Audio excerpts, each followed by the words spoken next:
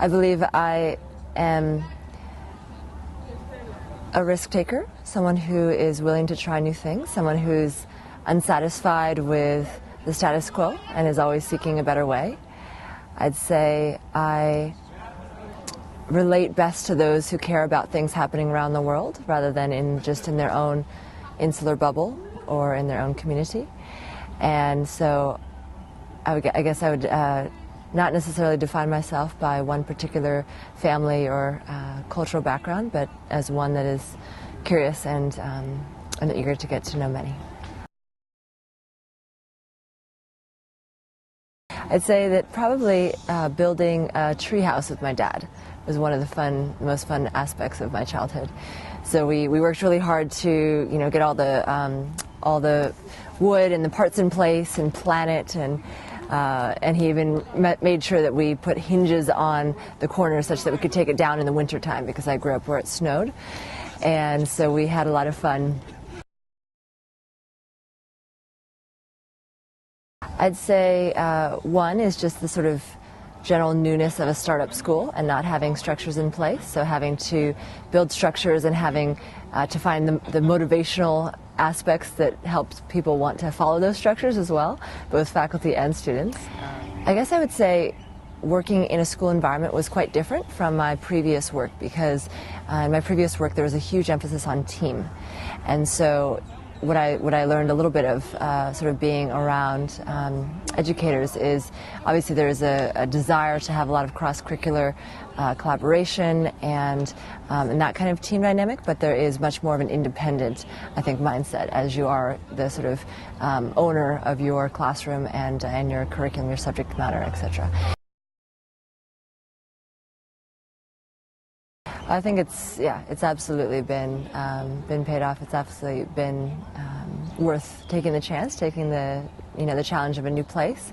I think just being especially with the first group of students who themselves had taken sometimes even a larger risk, had turned down university admission, had come to a school that would ultimately fashion them and sort of prepare them for university if they had not yet been admitted, was a huge risk for their futures. And so being able to be in an environment where people were really, really invested, because we were all, the outcomes and the benefit that we would draw from the experience was directly dependent on our involvement and how much we put into it. So I think that was really exciting for me. And I mean, I'm entrepreneurial by nature, so being able to shape things, form things from the beginning, not have set rules or structures in place, but rather define them as we go, was really exciting for me. The amazing passion and commitment of these students, that there's so little sort of support and guidance really needed from me to kind of launch their ideas, launch their organizations, that I have a complete confidence in their ability to truly make a massive change on this continent. This Baobab initiative that's that this is being captured for is one great example of that, where a student saw a need to capture stories, capture tradition from ALA, and said, look, this is how we want to fill it. We want to do it in a sort of a capture, a database of stories and video from the inaugural class and faculty.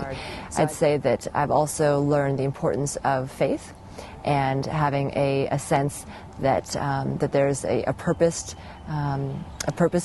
in people coming here, a purpose in the skills that we've been given, a purpose in the kinds of work that we want to do on this continent, and that I guess I'd have to probably give an example from ALA, where I was sitting right here in this quad, and I was chatting with a student who actually was thinking about leaving after the first year and not coming back. And I remember speaking with a student, and first of all, it surprised me because they had been one of the most proactive students. They had a project that they were working on around education that was extremely powerful and had a lot of potential. And just in speaking with them, and sort of asking questions about, well, so what do you want to do in the future? What do you how could you see yourself contributing? The student then proceeded to spend 45 minutes redesigning the educational system in their country, talking about all the changes they would make, talking about how they themselves would play a role, what they've learned from their previous teachers and all this.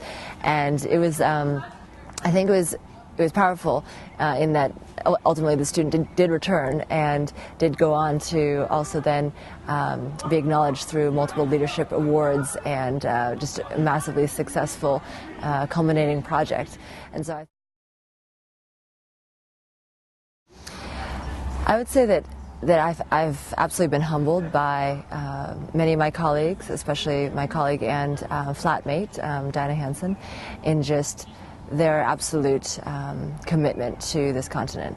I think in her speech at the grand opening, she said she was Nigerian by birth, Ghanaian by descent, and African by destiny.